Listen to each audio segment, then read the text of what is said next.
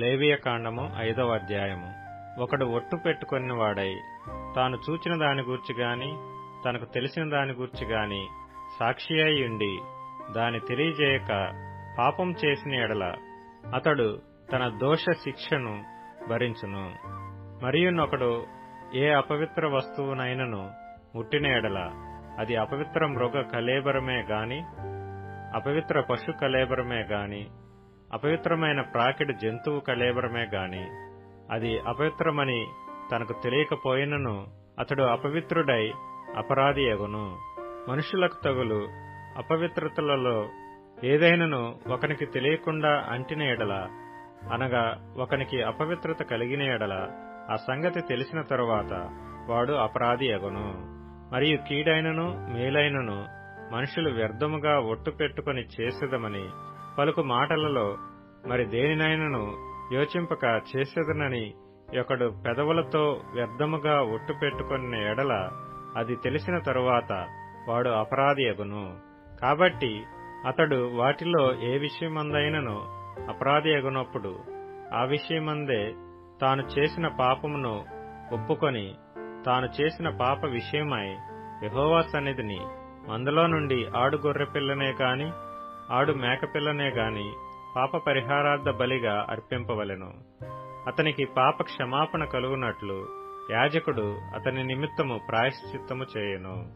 అతడు గొర్రెపిల్లను తేజాలని ఎడల అతడు పాపియగునట్లు తాను చేసిన అపరాధ విషయమై 2 తెల్ల గువ్వలనే గాని 2 పావురపు పిల్లలనే గాని పాప పరిహారార్థ బలిగా ఒకదానిని దహన బలిగా ఒకదానిని యెహోవా సన్నిధికి తీసుకుని రావలెను.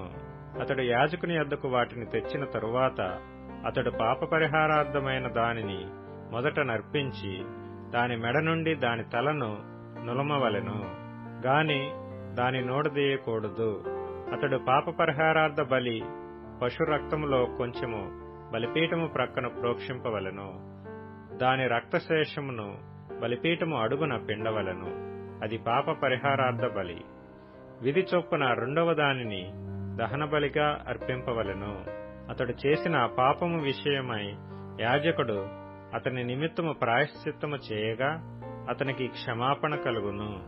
2 తెల్ల గువ్వలైనను 2 పావురపు పిల్లలైనను తనకు దొరకని ఎడల పాపము చేసిన వాడు తూమెడు గోధుమ పిండిలో 10వ వంతును పాప పరిహారార్థ బలి రూపముగా తేవలెను. అది పాప పరిహారార్థ బలి గనుక దాని మీద నూనె పోయవలదు, సాంబ్రాణి దాని మీద ఉంచవలదు. అతడు యాజకుని యొద్దకు దానిని తెచ్చిన తరువాత యాజకుడు జ్ఞాపకార్థముగా దానిలో పిడికెడు తీసి యెహోవాకు అర్పించు హోమ ద్రవ్యముల రీతిగా బలిపీఠం మీద దానిని దహింపవలెను. అది పాప పరిహారార్థ బలి.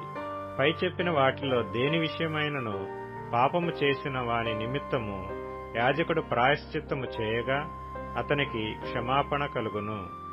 దాని శేషము నైవేద్య శేషము వలె యాజకుని దగును. మరియు యెహోవా మోషేకు ఈలాగు సెలవిచ్చెను. ఒకడు యెహోవాకు పరిశుద్ధమైన వాటి విషయములో పొరబాటున పాపము చేసిన ఎడల తాను చేసిన అపరాధమునకు నీవు ఏర్పరచు వెల చొప్పున పరిశుద్ధమైన తులముల విలువ గల నిర్దోషమైన పొట్టేలును మందలో నుండి అపరాధ పరిహారార్థ బలిగా యెహోవా యొద్దకు వాడు తీసుకుని రావలెను. పరిశుద్ధమైన దాని విషయములో తాను చేసిన పాపము వలని నష్టము నిచ్చుకొని దానితో 5వ వంతు యాజకునికి ఇయ్యవలెను. ఆ యాజకుడు అపరాధ పరిహారార్థ బలియగు పొట్టేలు వలన అతని నిమిత్తము ప్రాయశ్చిత్తము చేయగా అతనికి క్షమాపణ కలుగును.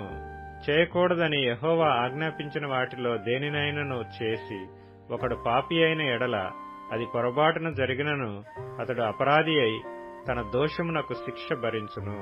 కావున నీవు ఏర్పరిచిన వెల చొప్పున మందలో నుండి నిర్దోషమైన పొట్టేలును అపరాధ పరిహారార్థ బలిగా అతడు యాజకుని యొద్దకు తీసుకుని రావలెను. అతడు తెలియకయే పొరబాటున చేసిన తప్పును గూర్చి యాజకుడు అతని నిమిత్తము ప్రాయశ్చిత్తము చేయగా అతనికి క్షమాపణ కలుగును. అది అపరాధ పరిహారార్థ బలి. అతడు యెహోవాకు విరోధముగా అపరాధము చేసినది వాస్తవము.